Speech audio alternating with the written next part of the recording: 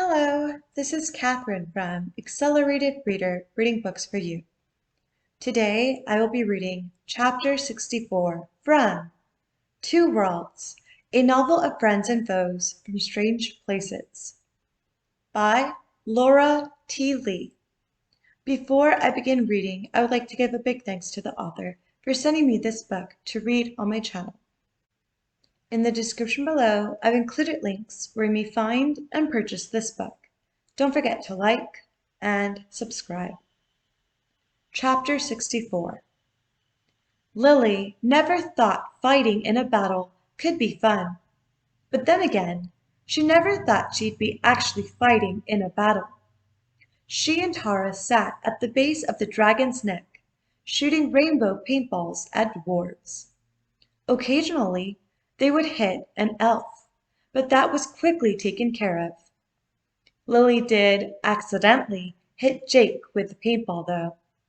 That got a few laughs out from her, but she returned to being serious. At least, as serious as she could be while having a paintball fight. Turns out, paintballs were actually a good weapon choice. Soon, the dwarves had been reduced to mere hundreds. Many had either been knocked out by the flying projectiles, or were struggling to wipe sticky paint from their eyes. It was around that time that Lily and Tara ran out of paintballs. Having fired their last rainbow projectiles into the dragon's eyes, they tossed their guns over their shoulders and drew their swords wearily.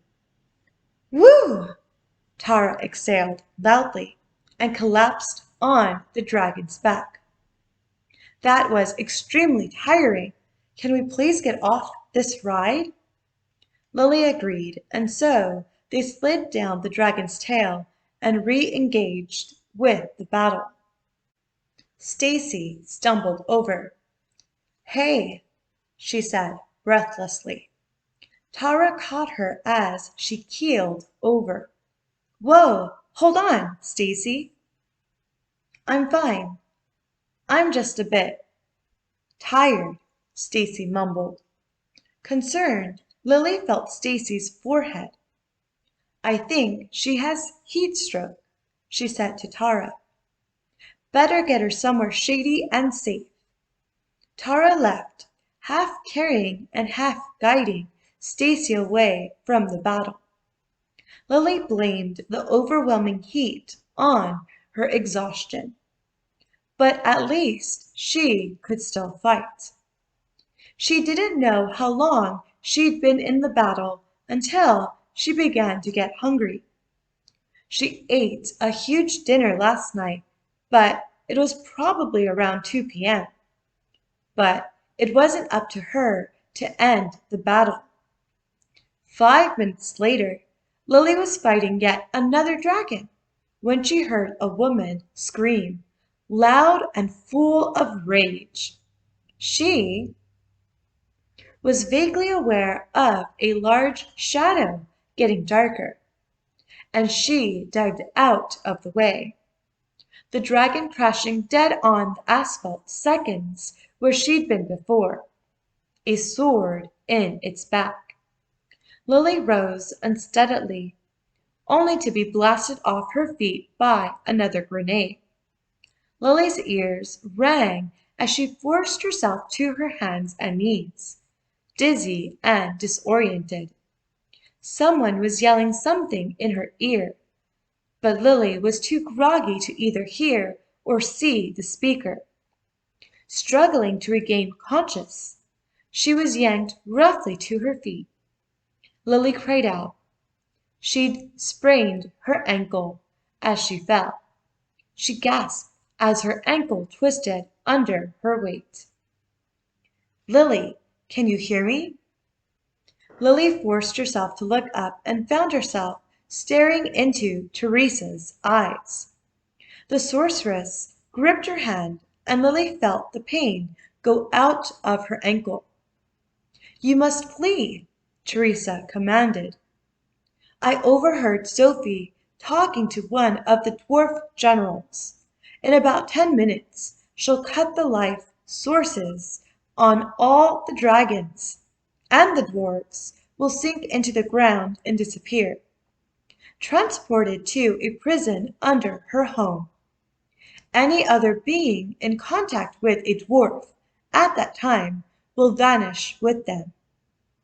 Lily tried her best to process the words. So, what do I do? Teresa's eyes sparked with the old impatience she used to possess. You should know. Run! Get out of the area and off the battlefield. Gather your friends and go. With that, she vanished. Lily gulped. She was extremely keen not to get captured. She began to push warriors out of her way, gathering her friends as she sprinted past them. With 2 minutes left on the clock, Lily grabbed Oneida's hand.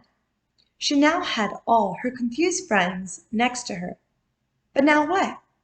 They still had 1/3 of the crowded battlefield to cross. So she did the only option left. After telling her friends the plan, she jumped up and began to run over the dwarves' helmeted heads, careful to avoid the things that could trip her, which, in this case, were the elves' heads. They leaped off and ran away from the crowd just as the dwarves started to disappear, starting from the back. Screams pierced the air as a wave of mist blossomed outward, pulling elves and dwarves into the ground. As the shockwave quickly progressed, she saw someone else running over the dwarves' heads and heard Jake cry out in alarm. In all the confusion, she'd forgotten to grab Parker. He was racing in front of the shockwave, dwarves and elves vanishing inches behind him as he sprinted toward them. Jake stepped closer to the dwarves and stretched out his hand toward his brother.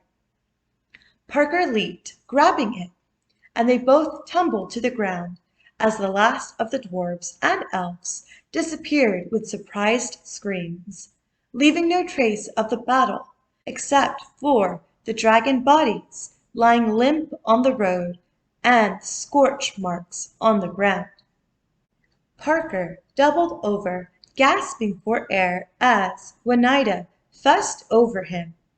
Lily blew the hair out of her face and saw that someone was running between the dead dragons, brushing her hand across their massive eyelids, white blonde hair flying out behind her. Lily knew who it was before she drew her sword. Her arm moved on its own with strength she never knew she possessed. And the next thing she knew, the weapon was spinning towards Sophie like a boomerang. When the blade was 10 feet away, Sophie's eyes shut up for 1 second, but that was enough. She thrust out her hand, and the sword rebounded off her glowing palm, spinning straight back at Lily, who yelped and ducked as the weapon embedded itself into a nearby tree. Sophie brushed her fingers over the last dragon's eyelid and vanished into the air. The dragons groaned and stirred, wings sprouting from their backs, and soon they lifted off from the ground and disappeared into the clouds. Stacy stared after them. What are we going to do about that? Lily thought hard for a few seconds. We watch the news and see what happens. Thank you for listening. Stay tuned for Chapter 65. Don't forget to like and subscribe.